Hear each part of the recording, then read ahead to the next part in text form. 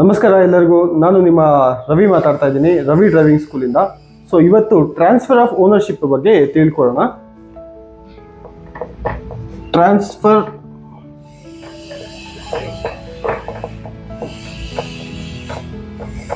Of ownership.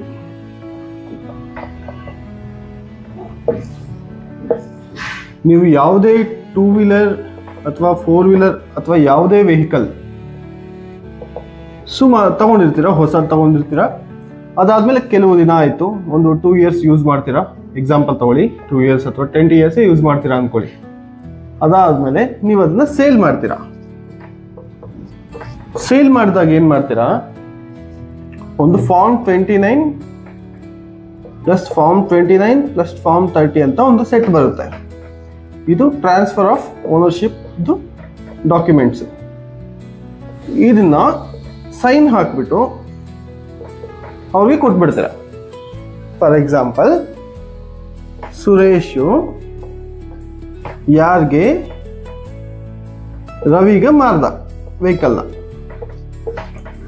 ಈಗ ಸುರೇಶ್ ಏನ್ ಮಾಡ್ದ, ಫಾರ್ಮ್ 29-30 ಸೆಟ್ಗೆ ಸೈನ್ ಹಾಕಿ ಕೊಟ್ಬಿಟ್ಟ ರವಿಗೆ. ನಾನು ವೆಹಿಕಲ್ ನಿನಗೆ ಸೇಲ್ ಮಾಡಿಬಿಟ್ಟೆ, ನಂದು ಇದಕ್ಕೂ ವೆಹಿಕಲ್ಗೂ ಇನ್ನು ಸಂಬಂಧ ಇಲ್ಲ, ಮುಗೀತು ಅಂತ. ಈಗ ರವಿ ಏನ್ ಮಾಡಬೇಕು, ಈ ವೆಹಿಕಲ್ನ ಅವನ ಹೆಸರಿಗೆ ಟ್ರಾನ್ಸ್ಫರ್ ಮಾಡ್ಕೋಬೇಕು. ಇಲ್ಲಿ RTO ವಿಸಿಟ್ ಮಾಡಿ ಡಾಕ್ಯುಮೆಂಟ್ಸ್ ಎಲ್ಲ ಸಬ್ಮಿಟ್ ಮಾಡಿ ಟ್ರಾನ್ಸ್ಫರ್ ಮಾಡ್ಕೋಬೇಕು. ಇದರಲ್ಲಿ ರವಿದು ಎಷ್ಟು ಜವಾಬ್ದಾರಿ ಇದೆಯೋ ಅಷ್ಟೇ ಜವಾಬ್ದಾರಿ ಸುರೇಶ್ದು ಟ್ರಾನ್ಸ್ಫರ್ ಮಾಡಿಸ್ಕೊಡೋದಕ್ಕೆ ಅಷ್ಟೇ ಜವಾಬ್ದಾರಿ ಸುರೇಶ್ಗೆ ಇರುತ್ತೆ. ಇನ್ಫ್ಯಾಕ್ಟ್ ಹೇಳ್ಬೇಕಂದ್ರೆ ಸುರೇಶ್ಗೆ ಇನ್ನೂ ಜಾಸ್ತಿನೇ ಇರುತ್ತೆ. ಯಾಕೆ ಅಂದ್ರೆ, ಫಾರ್ ಎಕ್ಸಾಂಪಲ್, ಈಗ ರವಿ ಏನ್ ಮಾಡ್ತಾನೆ, ನಿಮ್ಮ ಹತ್ರ 2 ವೀಲರ್ ಇಸ್ಕೊಂಡ, ಈ ಫಾರ್ಮ್ಸ್ ಸೆಟ್ ಇಸ್ಕೊಂಡ್ಬಿಟ್ಟ. ಅದಾದ್ಮೇಲೆ ಅವನು ಟ್ರಾನ್ಸ್ಫರ್ ಮಾಡಿಸ್ಕೊಂಡಿಲ್ಲ. ಬಿಡು, ನೆಕ್ಸ್ಟ್ ಟೈಮ್ ಮಾಡಿಸ್ಕೊಂಡ್ಬಿಡೋಣ ಅಥವಾ ಮರ್ತೋಗೋಣ ಅಥವಾ ಇದು ಕಳ್ದಾಕ್ಬಿಟ್ಟ. ರವಿ ಓಡಾಡ್ತಾ ಇರ್ತಾನೆ, ಬೆಂಗಳೂರು ಓಡಾಡ್ತಾ ಇರ್ತಾನೆ, ಮಾಲೂರು ಓಡಾಡ್ತಾ ಇರ್ತಾನೆ, ಇನ್ನೊಂದ್ ಕಡೆ ಓಡಾಡ್ತಾ ಇರ್ತಾನೆ. ಇವಾಗ ಹೆಲ್ಮೆಟ್ ಹಾಕಲ್ಲ, ಫೈನ್ ಬಿತ್ತು. ಸಿಗ್ನಲ್ ಜಂಪ್ ಮಾಡ್ದ, ಫೈನ್ ಬಿತ್ತು. ಇನ್ನೊಂದೇನೋ ಮಾಡ್ದ, ಓವರ್ ಸ್ಪೀಡ್ ಮಾಡ್ದ, ಫೈನ್ ಬಿತ್ತು. ಇದೆಲ್ಲ ಯಾರಿಗೆ ಬೀಳ್ತಾ ಇರೋ ಫೈನು?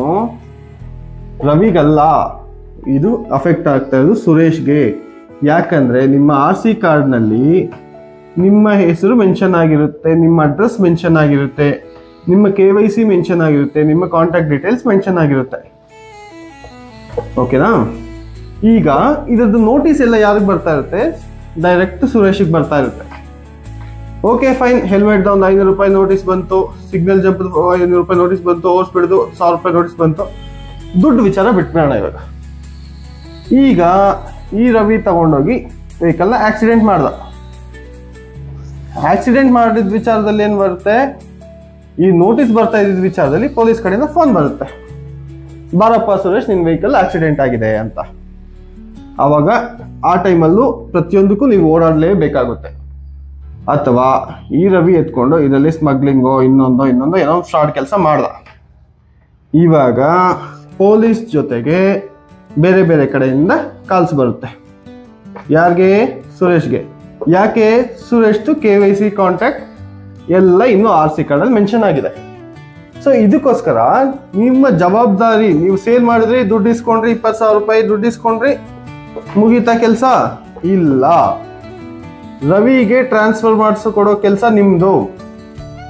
ಸೊ ಯಾವಾಗ ರವಿ, ಫಾರ್ ಎಕ್ಸಾಂಪಲ್, ನೀವು ಒಂದು ವೆಹಿಕಲ್ ಸೇಲ್ ಮಾಡಿರ್ತೀರ, ಯಾವುದು? ಆಲ್ಟೋ ವೆಹಿಕಲ್ ಸೇಲ್ ಮಾಡಿರ್ತೀರ. ನಿಮ್ದು RTO ಯಾವುದು? KA01 ಅಂತ ತಿಳ್ಕೊಳ್ಳಿ. ರವಿ ಇರೋದು ಕೋಲಾರ, KA07 ಅಂತ ತಿಳ್ಕೊಳ್ಳಿ. ಈ ಟೈಮಲ್ಲಿ ಏನಾಗುತ್ತೆ, ನೀವು CC ತೆಗೆಸ್ಕೊಡ್ಬೋದು ರವಿಗೆ. ಏನು? ನೋ ಅಬ್ಜೆಕ್ಷನ್ ಸರ್ಟಿಫಿಕೇಟ್ ಅಂತ ತೆಗೆಸ್ಕೊಡ್ಬೋದು. ಇದಕ್ಕೋಸ್ಕರ KA01ಗೆ ವಿಸಿಟ್ ಮಾಡಿ, ಈ ಫಾರ್ಮ್ 29-30 ಸೆಟ್ಟಲ್ಲಿ ಒಂದು CC ಫಾರ್ಮ್ ಅಂತ ಇರುತ್ತೆ, ಕ್ಲಿಯರೆನ್ಸ್ ಸರ್ಟಿಫಿಕೇಟ್ ಫಾರ್ಮ್ ಅಂತ. ಅದು RC card, insurance plus CC certificate ಕೊಟ್ಟಾಗ ಒಂದು ನಾಮಿನಲ್ ಫೀಸ್ ಇರುತ್ತೆ, ಅದನ್ನ ಪೇ ಮಾಡಿದಾಗ ನಿಮ್ಗೊಂದು CC ಅಂತ ಬರುತ್ತೆ.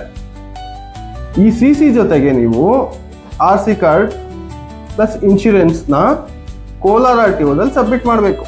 ಯಾಕಂದ್ರೆ ರವಿದು KYC ಇರೋದು ಕೋಲಾರ ಅಡ್ರೆಸ್ಸಲ್ಲಿ, ಈ RTO ಬೇರೆ, ಈ RTO ಬೇರೆ.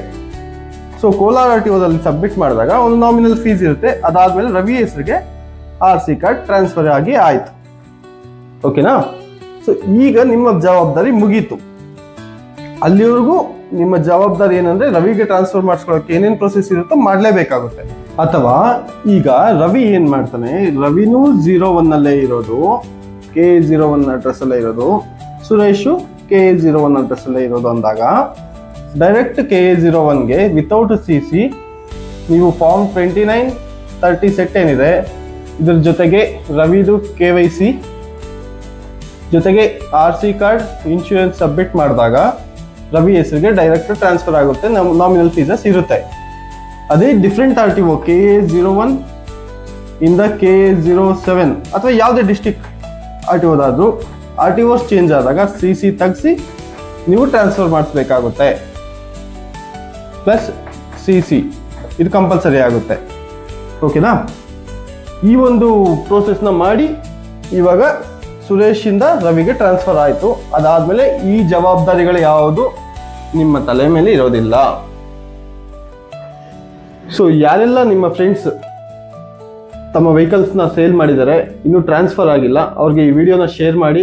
ನೆಕ್ಸ್ಟ್ ವಿಡಿಯೋ ಏನು ಮಾಡಬೇಕು ಅಂದರೆ ಈ ವಿಡಿಯೋದಲ್ಲಿ ಏನಾದರೂ ಮಿಸ್ಟೇಕ್ಸ್ ಇದ್ದರೆ ಕಮೆಂಟ್ ಮಾಡಿ ತಿಳಿಸಿ. ವಿಡಿಯೋ ಇಷ್ಟ ಆಗಿದ್ರೆ ಲೈಕ್ ಮಾಡಿ, ಜೊತೆಗೆ ಸಬ್ಸ್ಕ್ರೈಬ್ ಮಾಡಿ ಅಂತ ತಿಳಿಸ್ತಾ Malur Ravi from Ravi driving school. Thank you.